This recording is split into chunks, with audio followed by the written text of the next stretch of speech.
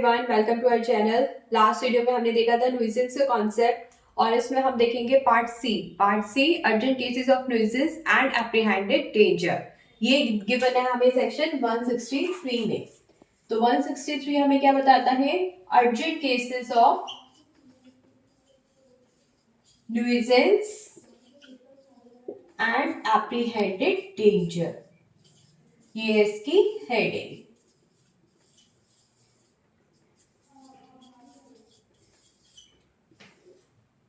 तो इसमें क्या होता है, हमारे तीन मजिस्ट्रेट जो अभी तक हम देखते आए कौन कौन से, डीएम, एसडीएम और ईएम। और ईएम कौन से? जिसको स्टेट गवर्नमेंट एम्पावर करते हैं इस रिस्पेक्ट में। तो वही हमारे तीन डीएम चलते आ रहे हैं और उन्हीं तीन डीएम के पास पावर है। किस चीज की पावर है? कि वो एक रिटन ऑर्डर पास करेंगे। क्या पास करेंगे? Written order. किस चीज के लिए? ताकि जो हमारा इमीडिएट न्यूइसेंस है या फिर डेंजर है उसको हम खत्म कर सकें। कैसे? तो रिटन ऑर्डर में क्या दिया जाएगा? Speedy remedy, speedy remedy and immediate measures लिए जाएंगे जहां पर for prevention. So immediate prevention किया जाएगा और स्पीडी मेजर्स लिए जाएंगे।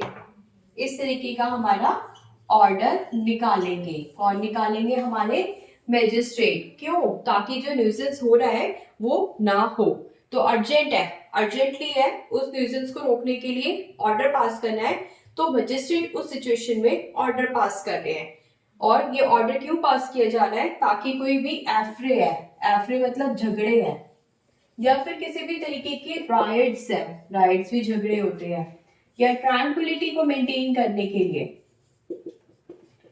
हेल्थ को मेंटेन करने के लिए, पब्लिक हेल्थ को, पब्लिक सेफ्टी को मेंटेन करने के लिए। तो इन सब चीजों को मेंटेन करने के लिए हमारे मजिस्ट्रेट ऑर्डर दे रहे हैं। क्या ऑर्डर दे रहे हैं? कि न्यूसेंस को रोको। कैसे रोको? भाई तुम ये एक्ट मत करो, रोक रहे हैं, किसी काम करने से रोक रहे हैं, एब्स्ट्रेन कर रहे हैं, या फिर प्रॉपर्टी के रिगार्ड में कोई ऑर्डर दे रहे हैं।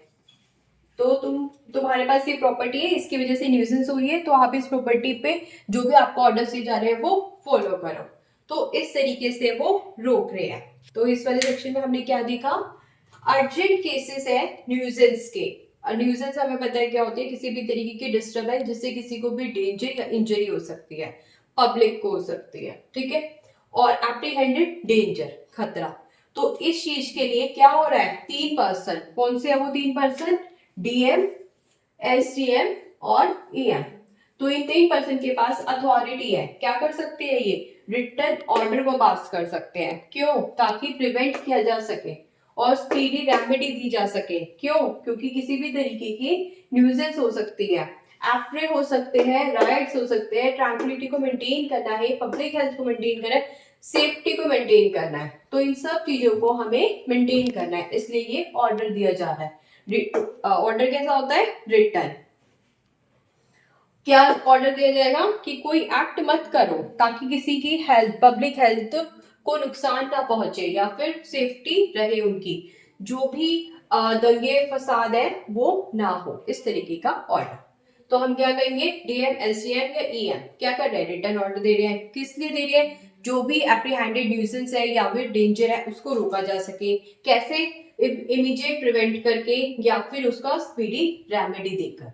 तो ये बात की गई है सेक्शन 163 में। तो अब इन्होंने कहा रिटर्न ऑर्डर दिया जाएगा। रिटर्न ऑर्डर कितने महीने तक वैलिड रहेगा?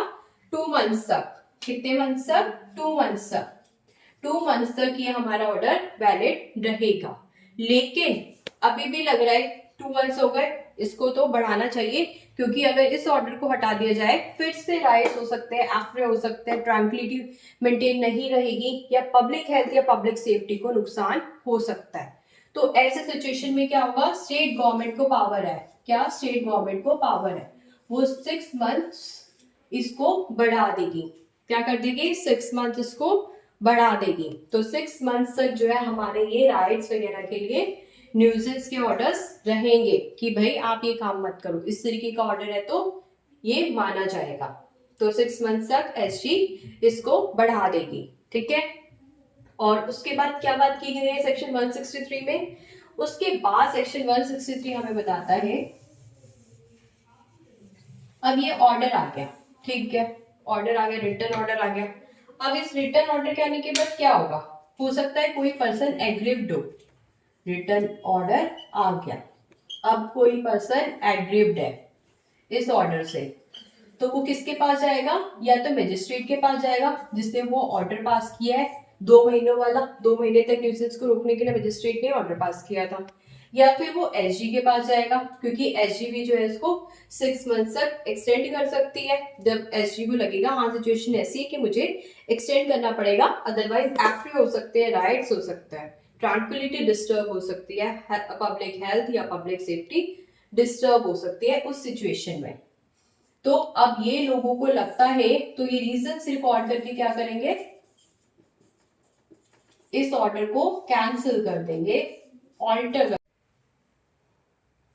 तो इस ऑर्डर को कैंसिल या ऑल्टर किया जा सकता है किसके द्वारा? मजिस्ट्रेट या फिर एसजी के द्वारा, क्योंकि हो सकता है पहले रीजन हो किसी एग्रीड पार्टी को इस डिसीजन की वजह से नुकसान हो रहा, तो वो ऑर्डर को चेंज भी किया जा सकता है।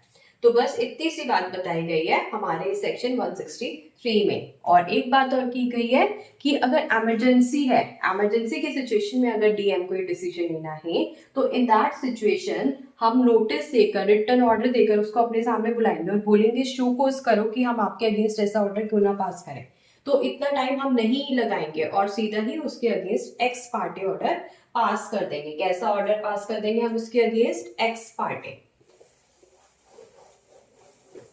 एक्स पार्टे हम ऑर्डर उसके अगेंस्ट पास कर देंगे, उसको बिना सुने ही उसके अगेंस्ट ऑर्डर पास कर देंगे क्योंकि सिचुएशन ही इमरजेंसी की है।